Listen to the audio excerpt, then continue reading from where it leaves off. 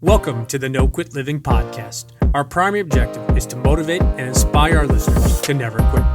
The reality of life is simple. We all fall. We all fail. At times, we get knocked down. The question is, do we get back up? Are we stronger? Are we better prepared to attain the maximum of our potential? Thank you for joining our No Quit tribe. As you go for your greatness today, never quit. And remember, we rise by lifting others up. Welcome to episode number 320 of the No Quit Living podcast. I'm your host, Christopher J. Worth, and today's theme of the day is the importance of meditation. Our quote of the day comes to us from David Lynch. The thing about meditation is you become more and more you.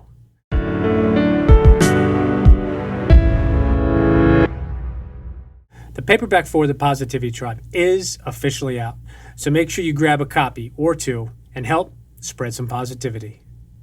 I had to reschedule today's guest a couple different times, but I'm glad that I finally got to sit down with Mike Lee. He was another introduction from a past guest, and I'm always grateful for those kind introductions. I hope you enjoy today's episode. Mike, I'd like to welcome you to the No Quit Living podcast. Thanks for having me on, man. I appreciate it. So the first question we ask everybody is, are you ready to positively impact at least one person today? Let's do it. We are doing it. The number one objective of our show is to motivate and inspire listeners to never give up. And I was curious if you either have a no-quit story or perhaps a really challenging time, personally or professionally, where you could have given up or given in, but you didn't. Yeah, I'll share one of them. I got several, but I think given the state of the world and everything going on, I think this will hopefully be helpful and resonate with some people. But about 6 years ago now, I decided to move from Wisconsin, from Milwaukee, out to Los Angeles, purely for the weather, because I used to get incredibly depressed in the winters in Wisconsin. I'm talking not getting out of bed till 3 or 4 o'clock in the afternoon type of depression. It was just something that quite literally would cripple me on days. And I always knew that I felt better in the sunnier weather. We had taken a trip as a college basketball team to Hawaii during December. And I felt incredible during that time. And I finally was starting to connect some of these dots. So just got to a point where I just couldn't take another winter in Wisconsin. I moved out to LA and I decided to get off of this antidepressant medication that I had been on for the past 14 years at that point. And getting off of this medication was quite literally like getting off of heroin. This is something that's been backed up by board certified doctors at UCLA, that they're comparing these experiences. And I, at the worst point, I was at the NCAA tournament. I was watching a kid play that I'd coached since he'd been 13 years old. And I couldn't get out of the hotel room. I found myself just chronically nauseous, sweating through my sheets. I had my dog that you saw earlier was curled up next to me in bed. And at one point I was on the bathroom floor going from throwing up to passing back out into fetal position, like you'd maybe see an addict in a TV show or a movie. And I couldn't figure out what was wrong with me.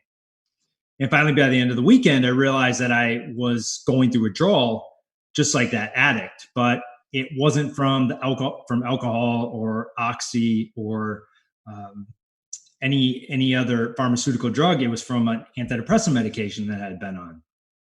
And at that point, I knew if I was going to get off of this medication, that I had made the decision that I was going to get off of it. I wanted to live my life without it.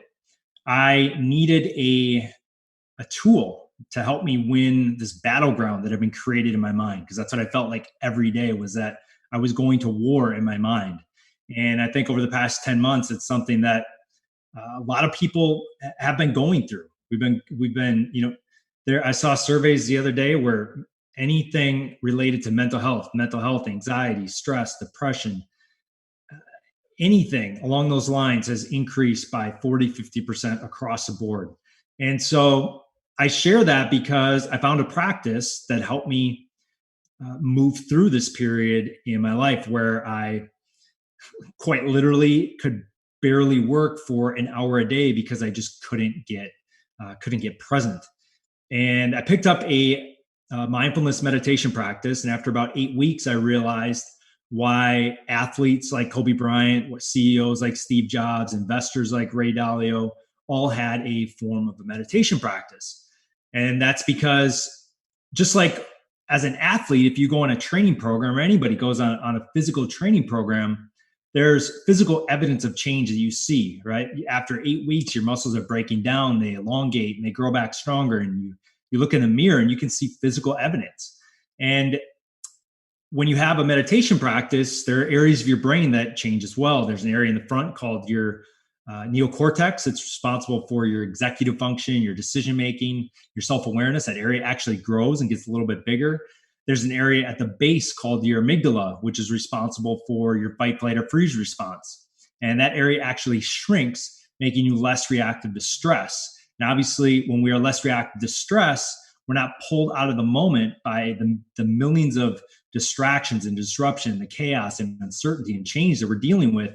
We can focus in the moment on the things that we actually can control to move our life forward, our business forward, our relationships forward, whatever that is. All of those happen in the present moment.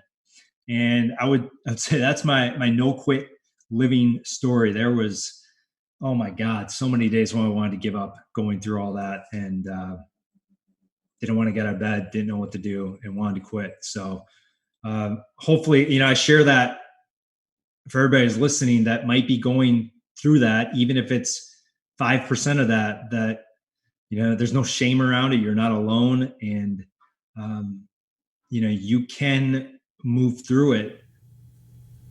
Just got to keep taking the next step every day. First of all, I appreciate you sharing that, and I honor you for being open. And I think as we are early on in 2021, the reality is 2020 was a very difficult year for many people in all different walks of life. And you touched on something that I'm actually fascinated with is meditation practice. And when you add that mindfulness meditation piece to it, I think that's really important. Do you use an app, or how did you get really into it? Because I think so many people, and many listeners and myself included, have this idea of you have to meditate for 20 minutes or half an hour or an hour, or else it quote unquote doesn't work. And what I've realized myself is that's completely, not true in any way, shape, or form. What I've found is, and I recommend for people to try different things, because for me, it might be 7 minutes. For you, it might be 15 minutes. But was there an app, or was there one specific thing that you'd recommend to our listeners? Maybe not only just to enhance what they're doing, but possibly for any of our listeners that have not done meditation or are really looking to maybe get into it for 2021. Yeah, I'll answer that with a few different ways. Number one, like you're talking about, I highly, highly, highly recommend using an app. Don't read about it in a book and then try to follow the instructions as you're doing the exercise. It really, really helps to have a guided voice. There's tons of different apps out there now. I actually started with a yoga practice, and that led me to just kind of experience what being fully in the present moment was like without the intensity of something like a basketball game.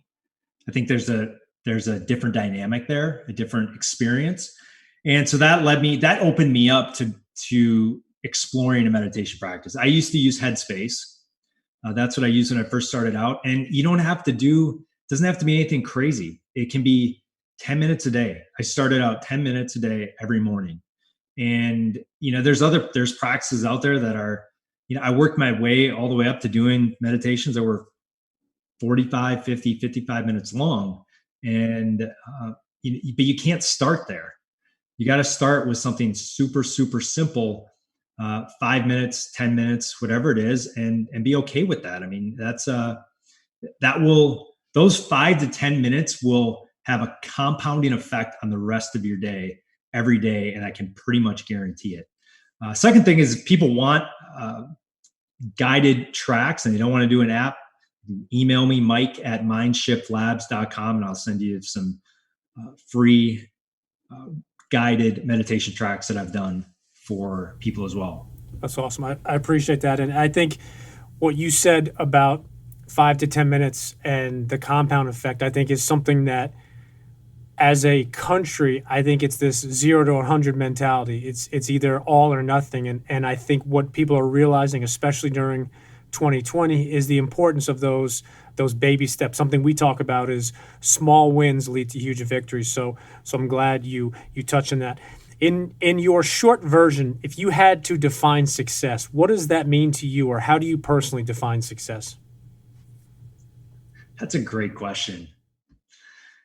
Well, first of all, I think that's something that everybody needs to define for themselves. I define it as doing what I love with people I love for people that I love. And I know that might sound really esoteric, but I think, I spent a lot of my life chasing something external, hoping that it would fill a gap, fill a hole internally with me. And what I mean by that is, when I first started out, I built this basketball training company out of my college apartment, and I just was always chasing the next thing. It was, I got to work out college players, and I got to work out D1 players. Now I got to work out high major D1 players. Now I got to work out pros. Now I got to work out NBA players. Now I got to work Nike Skills Academies. Like, it just, every level that I got to, it created a temporary state of happiness. And I think one thing that COVID has really brought up for a lot of people is that we spend a majority of our lives chasing external things to create temporary states of happiness.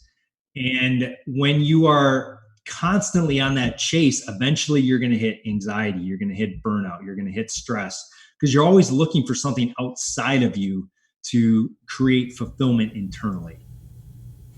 I think that is so powerful, and I think the way in which you preface that, I think is really key, because that's, I think, to your comment, what a lot of people have really seen during this challenging 2020 beyond is, it's not about achieving something, whether that's something material like a house or a car or a certain number in your bank account. It's so much more than that. And Zig Ziglar spoke about, it's who you become along that journey to, quote unquote, that success.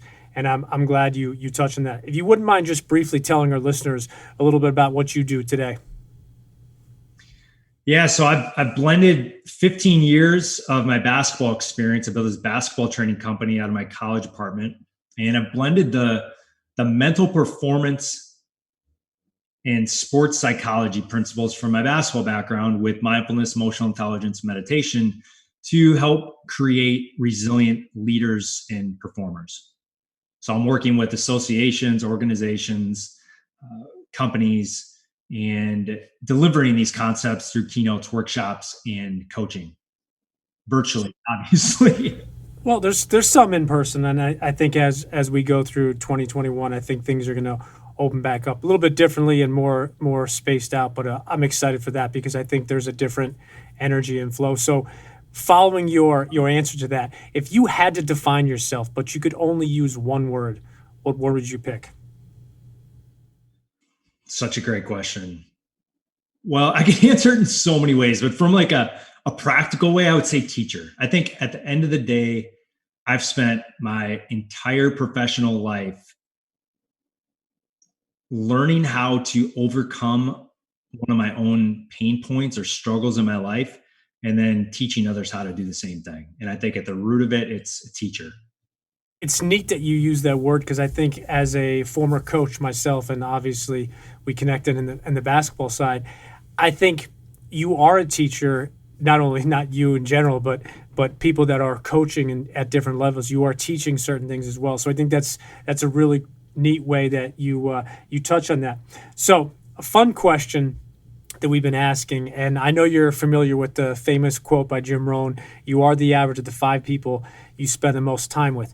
If I had the opportunity to seat you at a table with any 5 people, dead or alive, who would you pick? Holy cow. That's a tough question. It used to be one dinner, but now I love that Jim Rohn quote. So I've changed it. And that's the answer or first response I get to everybody. That's a challenging one. So I'm glad that I got to challenge you a little bit.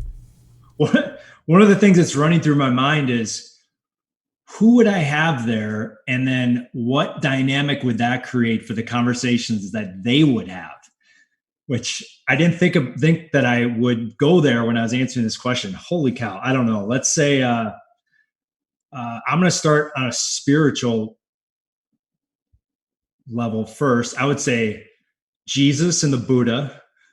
And then let's say Henry Ford. Let's say Winston Churchill and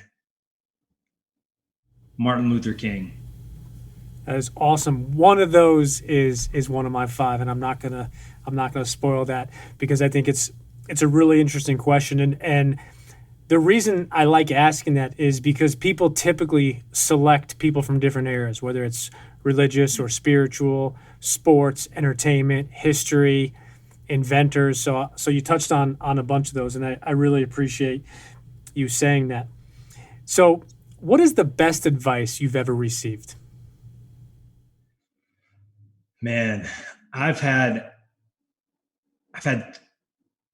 so many amazing coaches and mentors, and I wouldn't even say it's the best advice that I received. It's the best way to operate in the world that was modeled for me. And that was by a basketball coach that I had high school, college. And he just modeled every single day what it meant to show up and lead from your heart. And it wasn't something that he, and I think that's the most powerful thing about this answer is that he didn't say anything. He just did it every day. And he showed up and he cared and he wore his heart on his sleeve and he was passionate and he would do anything that he possibly could to help you out. And I mean, he led with his heart every day. And I think that's the best piece of advice that anybody ever gave me. I think that's fantastic advice. And I think for this day and age with social media and technology, I think in some ways, leading from your heart and really showing who you are from your heart is difficult to do in a tweet or an Instagram message or a Facebook post, because it's difficult in some ways, obviously if it's a video and you're using your voice, but as far as how you do. And I think that's where there's been a bunch of disconnect that I've seen, just with people not being able to connect the same way as you are in person, or kind of like we are on video. And at least you get to see the person's reactions, you get to laugh or smile and something like that. We truly believe that there is so much power in books. And I wanted to ask if you're reading anything currently right now, or perhaps you read something recently that you'd like to recommend to our listeners. Yeah, I got a whole list. Can we spend the rest of the show on this? I mean, that's literally one of my most favorite topics. So let's get after it. I would say the first book would be, there's two of them that are kind of at the top, The Untethered Soul and The Surrender Experiment, both by Michael Singer. Tony Robbins has a pretty good interview with him. I read these books about five years ago now. Really, really, really good books. They really blend kind of the worlds of, especially not Untethered Soul, but The Surrender Experiment. I'll give people kind of a high level overview. Basically, there's this guy who had this spiritual awakening, but he also built I believe it was $1 billion medical software company. So, he didn't let his ego build this company. He kept being aware of what opportunities were around him and what he felt like was coming through him to be able to, that he should be building. And one of them was, I think it was the company he built, I think it was Medtronic, and it was basically a medical record company. And he sold it for millions and like high nine figures, if not $1 billion. And, but the whole company was built through his intentional practice of surrendering in his life and in his professional life.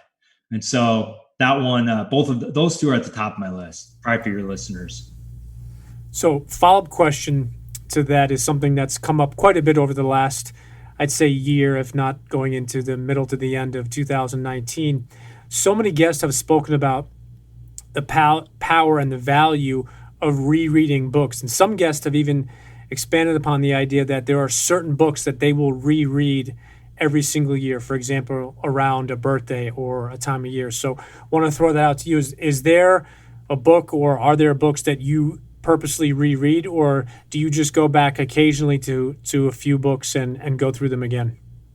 So funny that you bring that up, because since COVID, I actually have been going back and reading some of my old books. And I read, I just finished a book by Robin Sharma, and The Saint, the Surfer, and the CEO.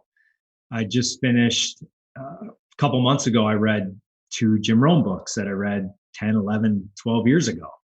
And it just goes to show that, like, the principles are timeless. And it's just like, we might know things, but are we actually living it every single day? And I think that's above and beyond the hardest thing to do, is not to read about the principles and to know them, be able to recite them. It's about being able to act upon them and have them ingrained in who you are and your behavior. That's when you've really got value out of a book or reading, is when you're implementing it consistently from a place beyond your conscious mind, where it's just who you are as a person. And I think what you said is the principles are timeless. And I think that's the value of good books, whether they're written 5 years ago, 10 years ago, the core values of them. And it also correlates to the question I asked about success. And your answer was perfect, is, you have to individually define success. And what I've found, just like books, is certain things hit you at a different time during life. So for example, you might have a goal when you and I graduated from playing college basketball, something within the basketball world at early 20s, and that's how we quote unquote define success. But then 5-10 years later, and I think it's the same thing with quality books. You'll read something as a 25-year-old and it'll still be good and there'll still be value, but all of a sudden you read it as a 35-year-old or a 40-year-old, and all of a sudden it just hits you in a different way. Obviously it's the same book, same words, but it just resonates with you differently. Yeah, the thing that I would add to that is read with intention. Don't read because somebody recommends a book for you. Read because you're trying to get to the next level on something. You're trying to solve a problem with something. When you read that, you're going to be way more invested in reading it and taking the information from it and applying it and creating real change if you're reading with the intention of solving that challenge or getting to the next level. So I got to ask this now, just because it's, I think, a good follow-up, but I think that's so true. And I personally underline, I circle, I highlight, I fold different pages down, and I'll go back and take the most important things and put the notes into my journal so I have them in my notebook. Do you do anything within that realm, or how do you really take that to the perspective of, being intentional and actually applying it? Yeah, I think the biggest thing that I do is I try to take something that I have read. If I can implement it immediately, I try to put it into action right away. I'm, being fully transparent, I am not the guy who does what you do. I think for me, it's about what can I take and apply it immediately, and how am I. A lot of it for me is about changing my thought system and how I'm operating. That's where I really feel like I'm getting a lot of value from the books that I read. Completely different if I'm reading a book on social media marketing, or I'm reading a book on creating a new brand identity, or whatever it is. That's completely different. Those are specific things that you're taking out, and there's concrete exercises that you're putting into practice that are going to create tangible results in a week or 2 weeks or whatever it is. Like they're more project outcome based things. I think that's completely different. Yeah, no, I definitely agree. So we're going to switch over to what I call our hot seat questions. And the only thing I ask of you is you spit out the first thing that comes to mind. Okay, unfiltered. Here we go. Here we go. Last meal. You can pick absolutely anything. What do you pick? Pizza from Italy. What is your favorite smell? The ocean. All-time favorite sport? Basketball. Do you have an all-time favorite team? Chicago Bulls. The Bulls. Obviously. Favorite movie? Jerry Maguire. I have so many quotes. Good first answer. Do you have a favorite author? Ooh. Jim Rohn. What is the favorite app you have that you use on your phone? LinkedIn. What is your background picture on your phone? It says everything. It's a quote card that I made that says everything is happening for me. That is a very powerful quote. Do you have an all-time favorite book? Course in Miracles. Do you have an all-time favorite quote? Be grateful for what you have while you pursue all that you want. So for our listeners that want to connect with you or find out more about you, what's the best way for them to do so? If you wouldn't mind sharing where they can also find you on social media. And I believe you're also working on an ebook. If you wouldn't mind just briefly touching on like all those 15 things in one answer. Yeah.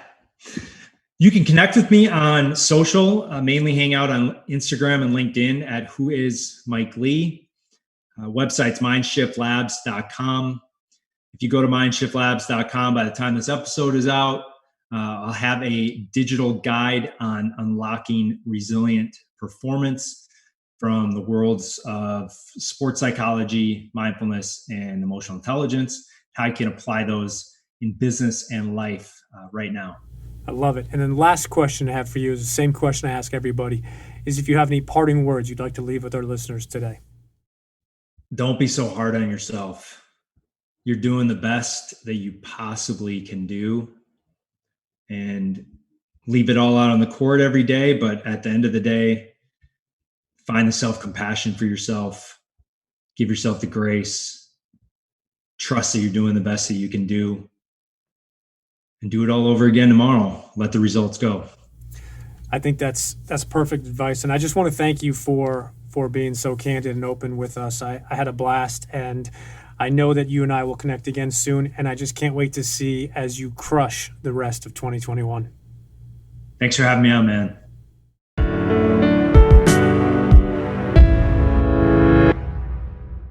Thank you for listening to episode number 320.